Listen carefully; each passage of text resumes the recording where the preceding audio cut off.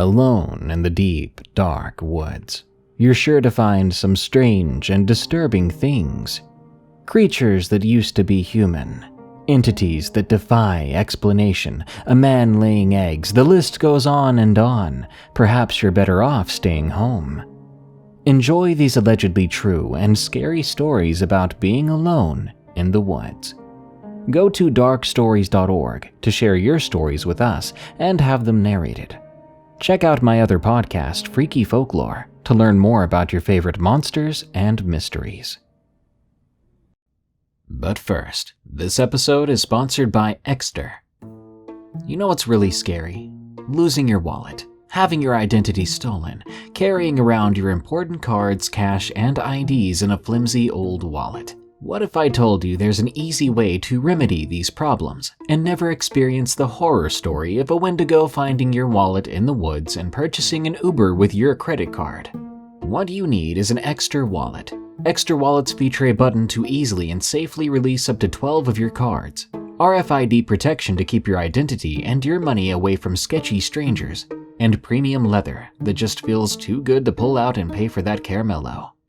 Don't worry, it's got a money clip too, so you can carry those dozens of $1 bills around and still pretend you've got mad stacks. Even better, you can get an Exter wallet with an optional tracker. After installing the Tripolo app and activating your card, this bad boy goes in your wallet, and using the app, you can locate it by making it ring or even showing you where your wallet is on a map. So respect yourself and your belongings. Get an Exter wallet today. Go to exter.com/darkness. Don't let that Wendigo joyride any more Ubers on your dime. That's exter.com/darkness.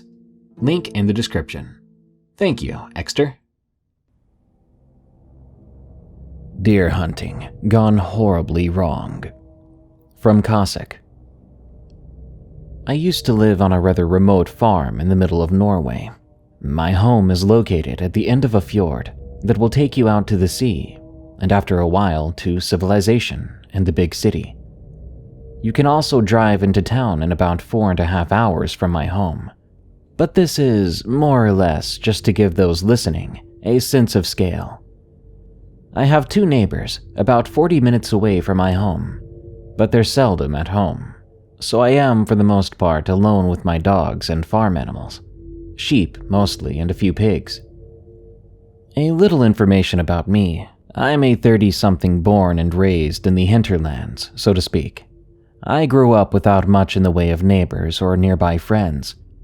I spent much of my time helping around the farm, or out in the woods with my dog in tow.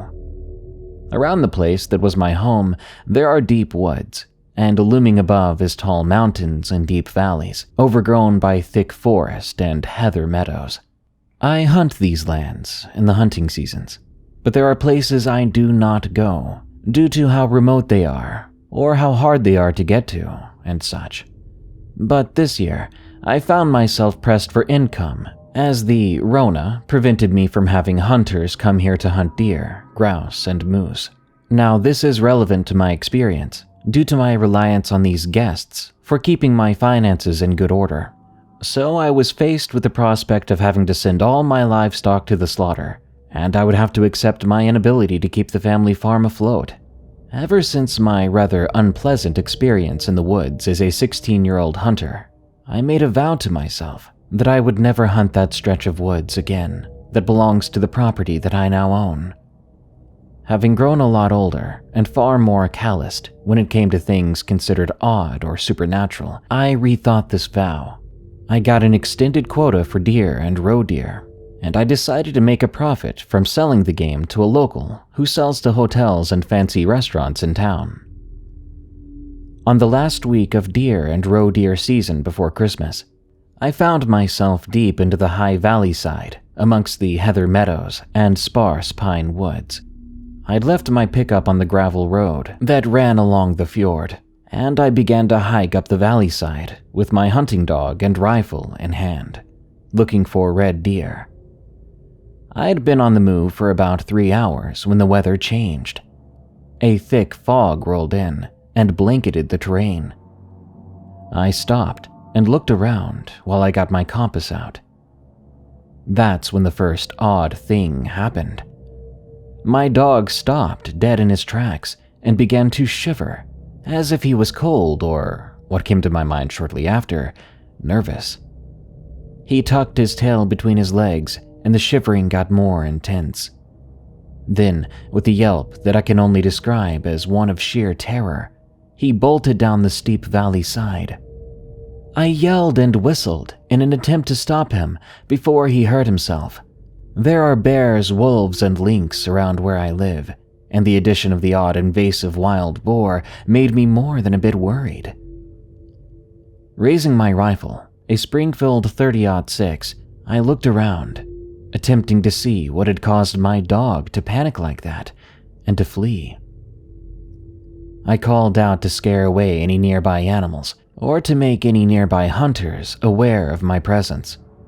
But the chance of any other hunters being on my lands was slim and none, as I do not sell many licenses for red deer or roe deer. I got no response, and only the utter silence of the woods and meadows filled my ears.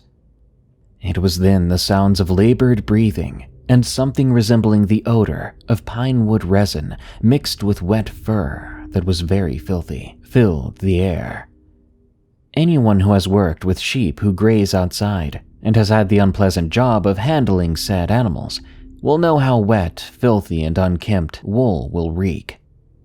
At this moment, I felt a long suppressed feeling of silent dread beginning to creep into my bones. I started to back down the valley side, keeping a keen eye on the ground as not to stumble, but also to look for any signs of whatever was lurking nearby. I hoped it was just my mind distorting the common sounds and smells of the woodland. Having put some 500 meters behind me, the sounds and smells still hung around. At that moment, I decided that I needed to warn whatever this thing was, so I raised my rifle and in rapid succession I fired 4 shots into the air, so as not to wound any unlucky critter. In my most nightmarish dreams, I could never have imagined the response I got.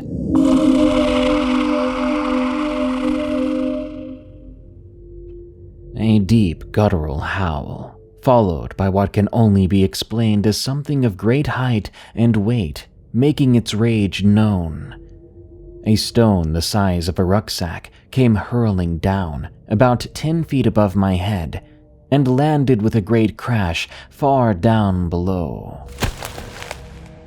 I'm not ashamed to admit at this moment I soiled myself as I ran like a whipped hare down the steep valley side. I dropped my rucksack and binoculars somewhere in that valley side. The only thing I kept a firm hold of was my rifle. A primal instinct in me told me I needed something to defend myself. Although what chased after me, screaming in primal rage, would likely not have been fazed by my gun. Heck, I doubt anything short of several .338 Win Mag rounds to the body would have done anything short of annoying it. I burst out of the woods along the gravel road and ran until I could taste a mixture of blood and bile in my mouth.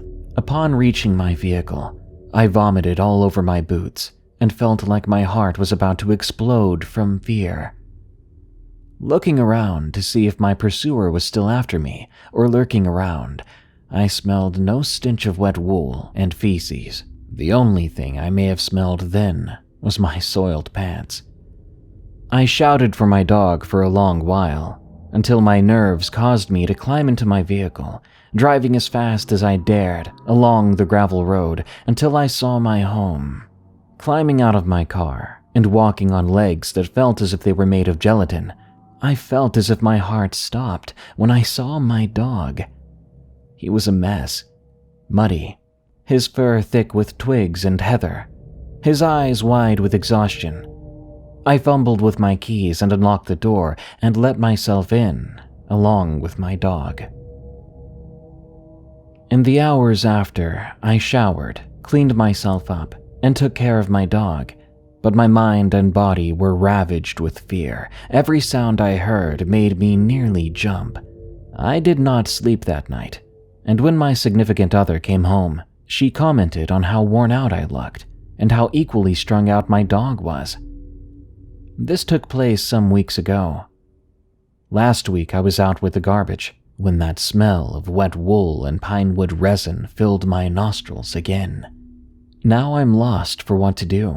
I'll be darned if I end my days in the woods. But who knows? Time will tell. My Old Clubhouse. From Michael I. I grew up in the 80s, deep in the woods of West Virginia. My mom and dad were very loving and caring parents who spent a lot of time with me and my older brother, and I think that rubbed off on us, because my older brother and I were the best of friends. We shared the same interests, spent much of our time together, and could count on each other. I remember one time when some neighbor kids stumbled upon our house. Mom and Dad weren't home, and my brother was busy with chores in the house. I was outside just playing with my old toy truck in the dirt. I recall hearing footsteps. I looked up and saw two older boys coming my way. I thought this was weird because we didn't have any near neighbors. Then again, back then, kids didn't have much to do inside the house, and busy parents would often let their kids roam about. So when I saw these two, I figured they had come from a couple of miles away. Some other house way out here in the woods. Now at first when I saw them, I was excited at the prospect of having some new friends to play with, being a trusting youngster and all that. When they got close, I gave them a howdy, and they began to step on my toy truck, breaking off the wheels in one fell swoop. I had no idea why they would do that. Before they even said a word, just as I was about to ask what was wrong with them, they pushed me in the dirt, and I began to cry. I guess that commotion was enough to alert my brother, who was a few years older than me and much taller. He came right outside, picked me up, and socked the larger of the two boys right in the face. He fell in the dirt, crying, and the two then ran off back into the woods where they came from, I guess. It was the weirdest thing. Why would two strange kids without a word come and do something like that? I could only guess that they had some trouble at home and were taking out their frustrations on the first other kid they met that they could overpower. Anyway, I was grateful for my brother being there.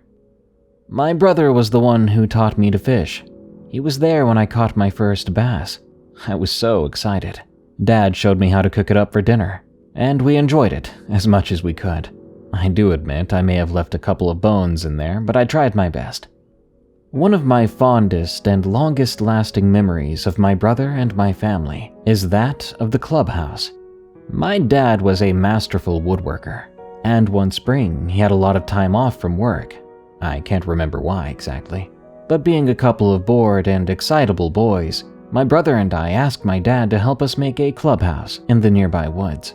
We caught him at a great time, because I don't think he even considered saying no, but that may be due to the fact he had a lot of spare wood in the backyard, a pile of stuff that was just taking up space. Firstly, he had the two of us go out in the woods and pick a spot. We wanted a place that would stand against time. Even as kids, the two of us knew that we wouldn't always live here, and that meant some strangers might live in our house, and they could stumble upon this clubhouse, and that made us think they might wreck it, then all our work would go to waste. Luckily, there was a specific place my brother and I had in mind that was quite secretive. There was this large tree with strong branches. It sat just under a sheer cliffside, and the easiest way down the cliffside was a hill that was covered in masses of brambles and thorn bushes. Basically, people might find the clubhouse, but they would be hard fought to get to it. So, we picked that tree. We showed Dad where it was, and he told us it was quite a distance away, so we'd have to help him get the wood out here. But we already expected that. Over the next few months, we'd make time almost every day to put together the clubhouse 2x4 by 2x4, nail by nail, until it was done. That thing was a wooden monument. It had one of those drop-down rope ladders attached to a string that was really hard to see in the daytime, so we could toss the rope ladder back up when we crawled down, and only we would know how to get it back down with the string. Plus, it was especially roomy, thanks to how big the tree was, and thanks to my dad's woodworking. With a roof and a makeshift door on it, It was the perfect place to spend sleepovers. And by sleepover, I usually mean my brother and I camping out in the treehouse, which we usually just referred to as the clubhouse. We spent an untold number of nights there, sometimes laying in the clearing nearby counting stars, other times in the clubhouse telling ghost stories, making sure the rope ladder was pulled up just in case anything creepy decided to climb up inside with us. When we did have friends from school over, they thought it was the coolest thing they'd ever seen. In my teenage years, my brother would show me comics, which I grew to love as well, so we'd often spend some quiet hours reading comics up in the clubhouse. With how often we were out there, I'm sure my parents were either worried about us or thankful for all the free time they got. But not every moment at the clubhouse was a cheery one. I remember when I was 13 years old. My brother must have been around 16 or 17. He wanted to sleep in the clubhouse again and invited me to stay with him, but I had a fever as I'd been sick, and that muggy outdoor air, especially at night, it made me feel so much worse. So I told him I'd just be staying in my room that night.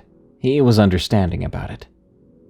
About an hour after sundown, he took off with some food, a sleeping bag, and a backpack, as well as a kerosene lantern. A couple of hours after that, everyone back at the house was in bed.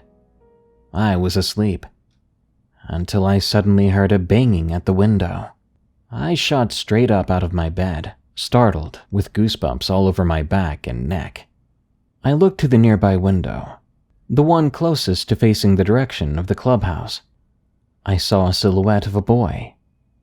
I rubbed my eyes and turned on the light, and there stood my brother just outside the window. And though I'd heard him banging on the glass, he was now facing away from the glass, staring into the woods. At first, I walked over and tapped on the glass to get his attention, to let him know I was awake. Then I reached down and began to pull up on the window. When the window was open, my brother didn't budge. He still stared quietly into the dark woods nearby. Hey, are you okay?" I groggily asked him. I waited for a response for an awkward amount of time, but he stayed silent. It was so bizarre. I'd never seen him act like this, and I was worried he was scared of something out there. Maybe he saw a bear or was chased by coyotes. Worried, I reached out my hand and grabbed his shoulder. The moment I did, I happened to look down and saw his feet. Now, my brother and I always wore shoes outside, as it made exploring the nearby woods easier and less painful, what with all the random rocks scattered about.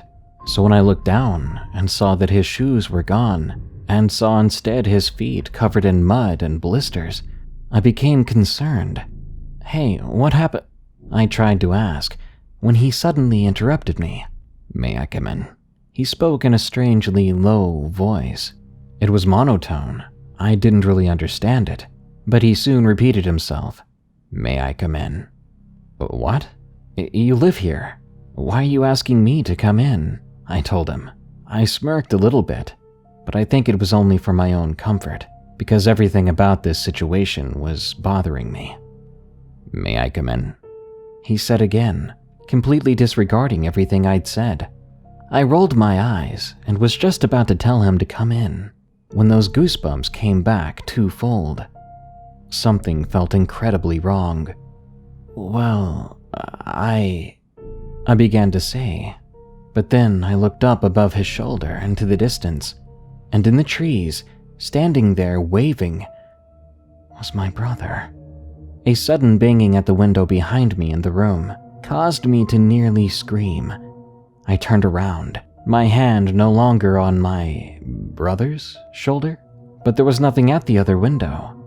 When I turned to face forward again, the boy that had been standing in front of me, faced the other way, was gone, and my brother was running towards the window now. The real brother, the one whose face I could see, the one with panic in his eyes and expression. This one came towards the window, and when he got close enough, he did not ask permission. He jumped inside, nearly tackling me as I stood there dumbfounded. He picked himself up, breathing heavily, and closed the window. Right away, I looked down, and I saw that he was wearing shoes. Everything about this brother looked perfectly normal, except for the face he was making when he turned around. "You didn't say yes, did you?" he immediately asked me. I got chills. No, I didn't."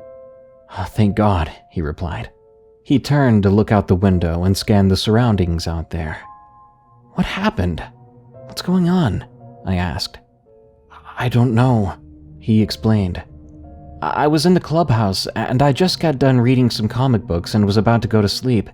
I turned off the lantern and I closed my eyes. A moment or two later, I felt something hitting the tree below. I thought it was someone trying to get my attention, maybe you or Dad. I opened the door and looked down, and I saw Dad standing there, but he was facing the other way. I couldn't see his face. I called out to him, but he didn't respond. And eventually he said something weird. He asked me if he could come up, but his voice was all wrong. Dad knew where the pull string was to let the rope ladder down, and yet he kept asking me if he could come up, repeating the same thing over and over no matter what I told him. I closed the door, then covered my face in the sleeping bag. Eventually, it was gone, or he was gone, I guess, because he finally stopped asking me if he could come up. After a few minutes, I got so scared and freaked out by that, I ran home. But then I saw Dad standing there, at the bedroom window, still facing away from me, looking at you through the glass. As my brother finished his story, he sat down on the bed, seemingly exhausted, or just really scared. As for me, my eyes were watering with terror. Why did he see Dad, and I saw him? And why did neither of us see this person's face? And why did we never hear their footsteps? That night, we stayed up all night. But first, we kept the lights on, and we stapled some blankets to the windows, as we didn't have any curtains or blinds. I don't remember ever being as scared as I was then. And even still, all these decades later, I've never been that scared. Thankfully, nothing else happened that night, nor did anything similar happen for the remainder of our childhood there in those West Virginia woods. Soon the event became a distant, creepy memory. One that, of course, we shared with our friends who never believed us. They thought these two brothers were just trying to fool them and scare them. I wish I could have told them it was just a prank. But it wasn't. A few years after that, long after my brother moved out to go to college, and just after I moved out to attend my university, I was excited to hear the news that my brother would be graduating. He would be getting his bachelor's in astronomy. I congratulated him over the phone, and he told me he wasn't done yet. He was looking to get his doctorate in astronomy as well. He wanted to study the stars, just like we did in that clearing by the clubhouse. I thought it was amazing, and I was so proud of him. About a week after that, I received another call. This one was from my dad. I remember standing in my dormitory, answering the phone, and collapsing to my knees. "Son, a drunk driver hit your brother on the road. I'm on my way to pick you up, okay?"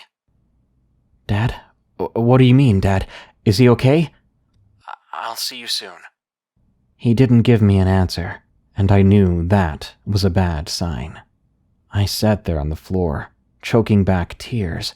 I just kept calling my brother's phone over and over and over, expecting someone to answer, even though I knew they wouldn't.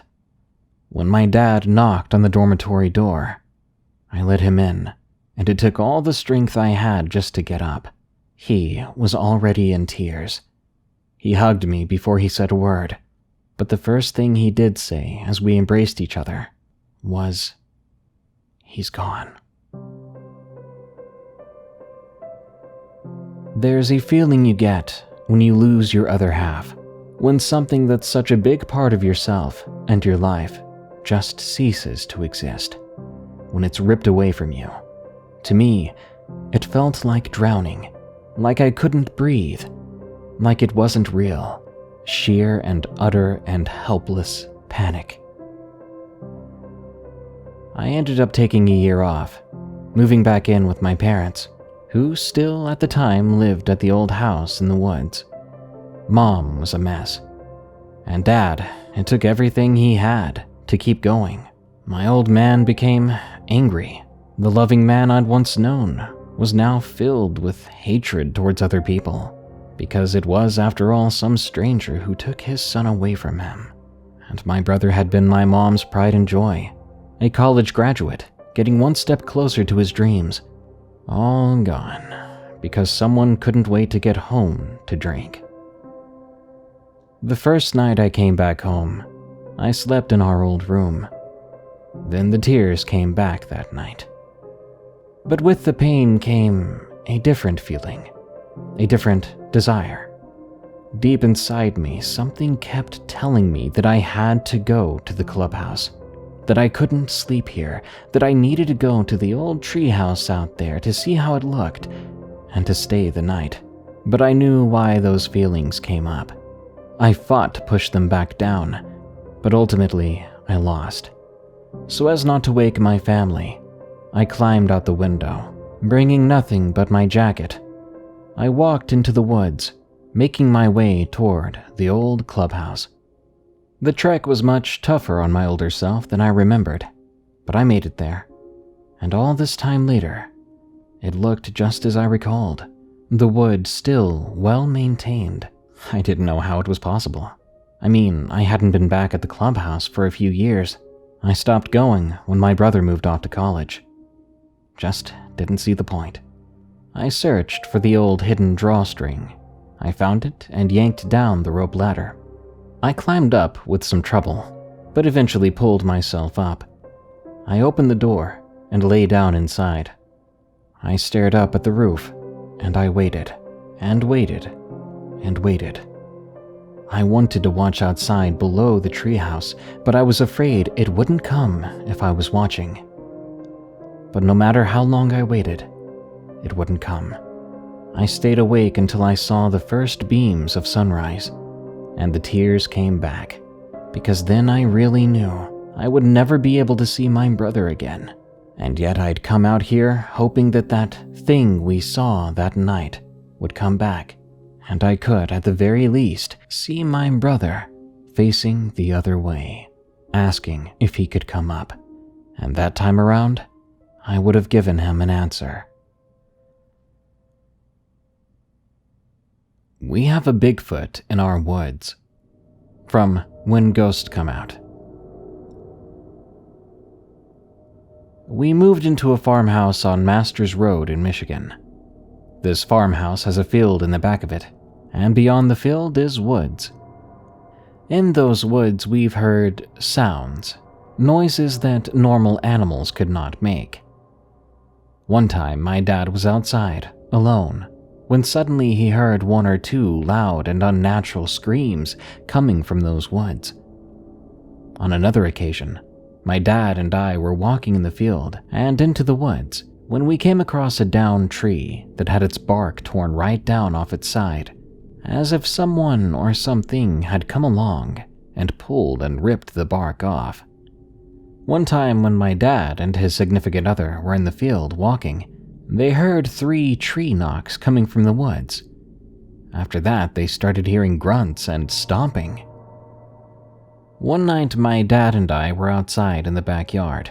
We were listening to a heron going off in the woods by the river, when suddenly we hear those same grunts coming from the woods again. After that, the heron sounded like it was being attacked. Then it all stopped. No sounds were heard, it was just silence. This one gets me. My dad and I were walking in the woods along the side of the river. It had a path going down along the side of it, and we were walking down it, when suddenly, for a few seconds, we both see this big black mass dash in between the trees, and followed by it, the sounds of breaking branches. Personally, I believe that we have a Bigfoot behind our house. I promise you this really happened, and I hope whatever it is will never get too close to me.